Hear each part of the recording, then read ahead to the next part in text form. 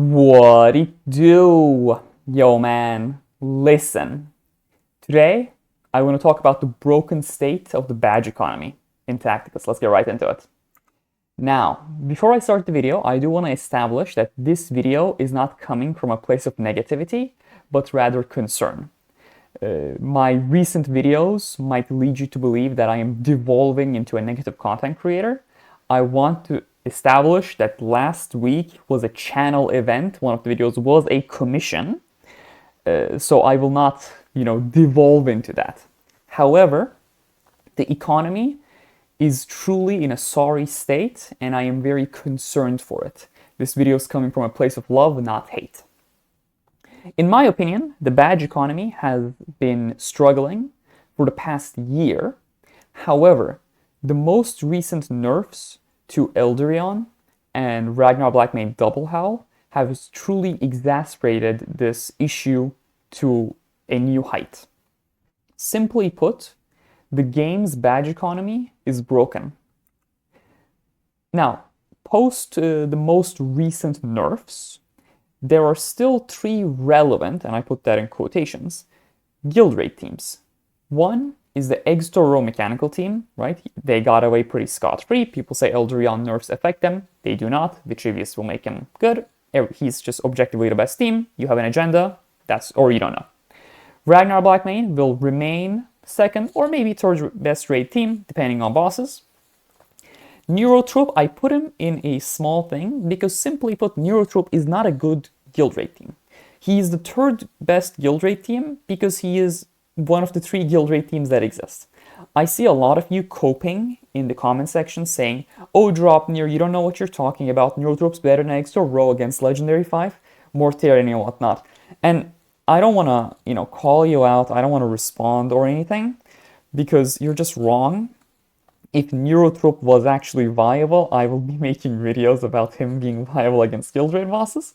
He is simply not viable enough. However, for the sake of argument and as a show of good faith, I will consider him when making my arguments. I want to look at the Ragnar Blackmane team because he is the team that got affected most by the nerfs. There will undoubtedly be changes made to the Ragnar team because of the nerfs. And as new characters release, because of the low bar to entry to Ragnar Blackmane, right? You just need melee and you just need some sort of buffing. There will be shifts to the team. However, as is, aside from Ragnar, Calgar, Helbrecht, Roswitha in some cases, Bellator, Eldarion still, Athena on tank, and Anshi for Double Howl are the relevant characters for the Ragnar Blackmane comp.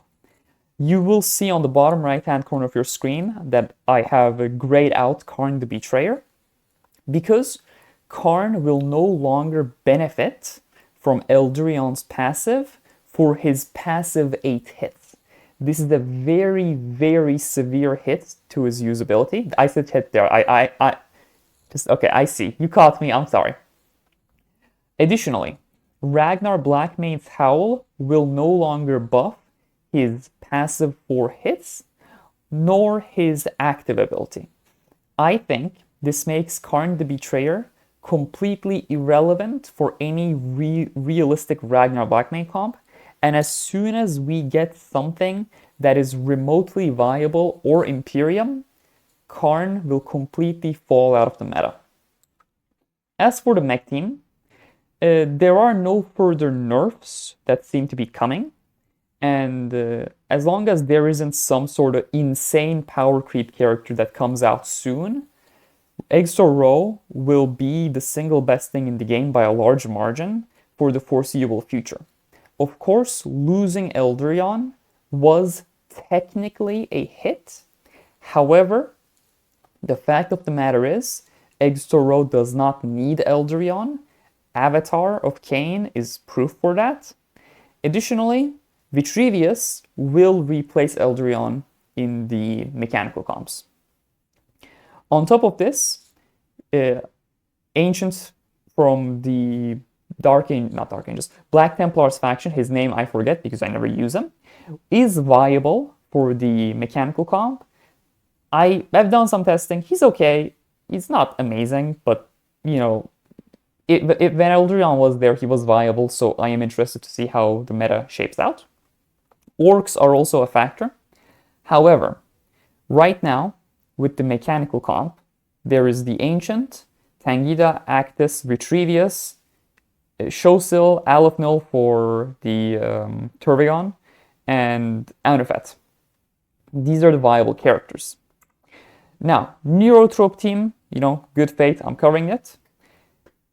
Oh yeah, you can see the Draupnir's production quality is absolute trash. He just copy-pasted the text from last slide and he changed the images. Draupnir exposed, 50-minute Draupnir expose coming. Anyways,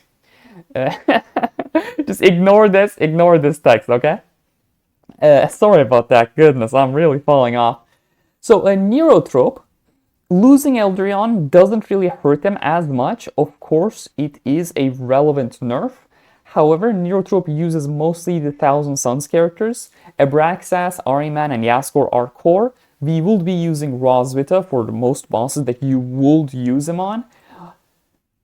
People will make the argument that, hey, Draupnir, Belisari's Call, you can't use the mechanical team, and the multi-hit Ragnar Blackmane comp just got nerfed, so Neurotrope will shine there. Of course, I don't think this is the case. I think you are just wrong. However, for the sake of argument, I will put Mephiston as a relevant character here, despite the fact that you build him for the least applicable guild rate theme for only one boss, but that's fine. So, it's a lot of characters, but I just wanted you to see all the characters that are viable. I didn't put the war boss, but don't worry about that one. So there's a lot of characters here. 3 main raid teams. I'll just go to the next page to explain why I'm doing this. Out of the quote-unquote 3 raid teams, there will be quote-unquote, I'm not going to say quote-unquote every time, there will be 11 Imperial characters, 7 Xenos characters, and 3 Chaos characters that are actually guild raid viable. However, I want to ask you to stop coping for 2 seconds down in the comment section. Under every video where I say Neurotrope is not viable, I see Neurotrope copers saying, hey, Draupnir, you don't know what you're talking about. Neurotrope actually outdamages Extor Row against Legendary 5, Mortari and whatnot. I don't know how to approach you because you're just wrong and you won't accept you're wrong. So I don't know. I don't think I have the skills to address this. However, as the quote-unquote Neurotrope guy, which is funny, I am just saying Neurotrope is not good. That leaves us with 2 teams. The multi-hit team with Ragnar Blackmane and Mechanical Comp with Exor Row. These teams have 10 Imperial characters. They have 6 to 7 bosses there, Xenos characters, and 0 Chaos characters. Now, why am I talking about guild rate teams when I'm talking about the economy being broken? Well, because guild rate teams dictate what characters you build, right? They are the end game. And you might be saying, hey, Draupnir, Guild War is a thing. Everybody hates Guild War. There's like no Guild War players. I went out on the street, I'm like, hey, do you like Guild War? Hey, do you like Guild War? People are like, what are you talking about? Let me go. What are you? You know? Guild War has no players. I asked around. It's all Pakistani burner accounts. I can say that. I can say that. This video is dead. But no, what I'm getting at is these characters need badges. And if you look back at this, you need 10 Imperial characters. That's an obscene amount of badges. You need 6 to 7 Xenos characters. That's an obscene amount of badges. You need 0 Chaos characters. Most of the guild raid meta's power is focused on Imperial characters. And the issue is, there is no reliable way to get badges. Aside from selecting a max rarity character in Onslaught, which you will be wasting character shards, you will be hoping for a 90% drop chance per day. What other way do you have to get legendary badges consistently? You might say arena or whatever. I'm underlining consistently. Now, you might be thinking to yourself, Draupnir, you're over-exaggerating this. Am I over-exaggerating this? when abilities cost 10 badges at last level, and when the ability potency increases more towards the last levels, just for 2 abilities, that's 200 legendary badges if you want to have 2 guild rate teams, viable 2 guild rate teams. Just for 49 to 50, not taking into account 36 to 49. I'm not saying give them out, but this is just unacceptable. The number of characters we get keeps increasing, and we're not getting any relevant chaos characters. So what happens is, it's just, we need more Imperial badges, we need more Imperial badges, and we're not having ways to get more Imperial badges. It's not keeping up with the characters we're getting. Now, I hear some of you might be saying, hey Draupnir, we have incursion. Incursion is a good way to get badges. That is a very valid point. However, incursion comes once every 5 weeks, and there are 2 problems with that. One, I did forget that Galatian exists. He also needs legendary badges. I forgot about him. And 2, if you think that sacrificing a whole game mode just to get a basic upgrade resource is a good idea, you've completely lost the plot. The badges are broken. We keep getting more characters. We keep getting a new character every month. And the last faction we got was Jinseer Cults, and I'm sorry to say, we're not going to get Emperor's Children as the next faction. Warhammer community hasn't even, released their rules, so the hype cycle is going to have to take a while, and then I'm like expecting to get them around summer or whatever. That means we're probably going to get another Imperial faction. There's also Dante, which I am predicting is coming, which is an Imperial character, so I have high hopes for him too.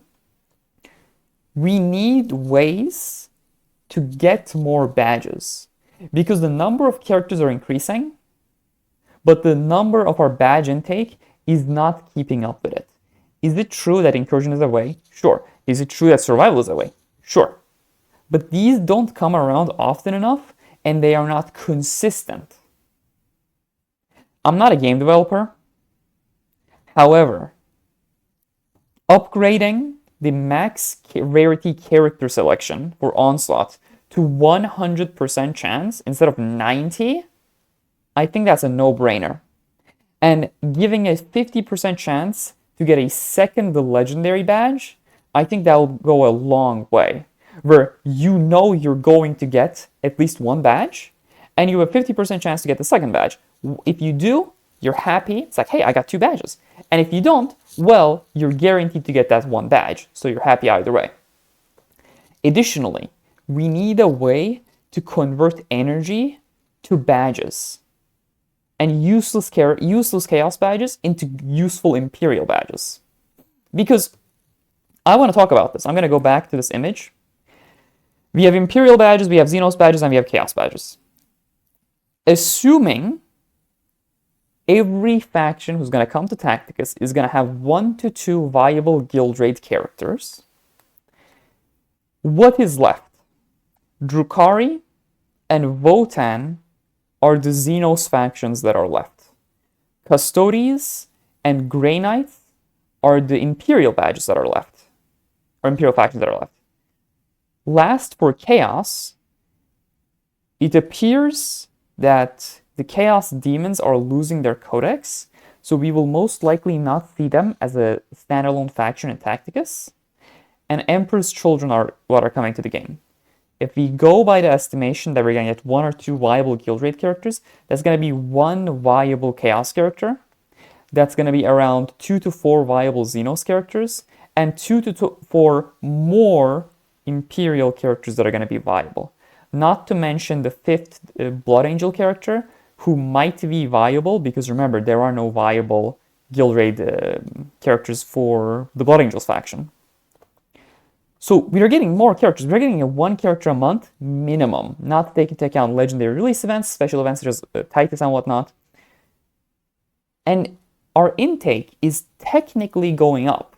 To say our badge intake is not going up will be objectively false. However, our ability to consistently get the badges is simply not going up. We're still using the values from 2 years ago. We have significantly more characters. The guild raid meta is significantly less diverse in the sense that we actually know how to play the game as a community. We are not relying on using Archie on Turvigon and then using Yarick followed by Anshi using Yarick again. We have truly come a long way in the way we play raids and our ability to build characters. However, our badges have not kept up with them. I urge Snowprint to do something about our badge intake. I understand that this is a business and badges are something people spend money on. However, for the health of the game, I implore Snowprint to at least make Onslaught have a 100% chance for legendary characters to give a legendary badge and a 50% chance to get a second legendary badge. Because as is, it is just unsustainable. Anyways, that's the video. As you can tell, I was significantly less aggressive. It's as if the last few videos I had a script I had to follow because someone paid me money. Whoa, what's happening? Anyways, goodness. Have a good day. Thank you very much for watching. Stay safe. Bye.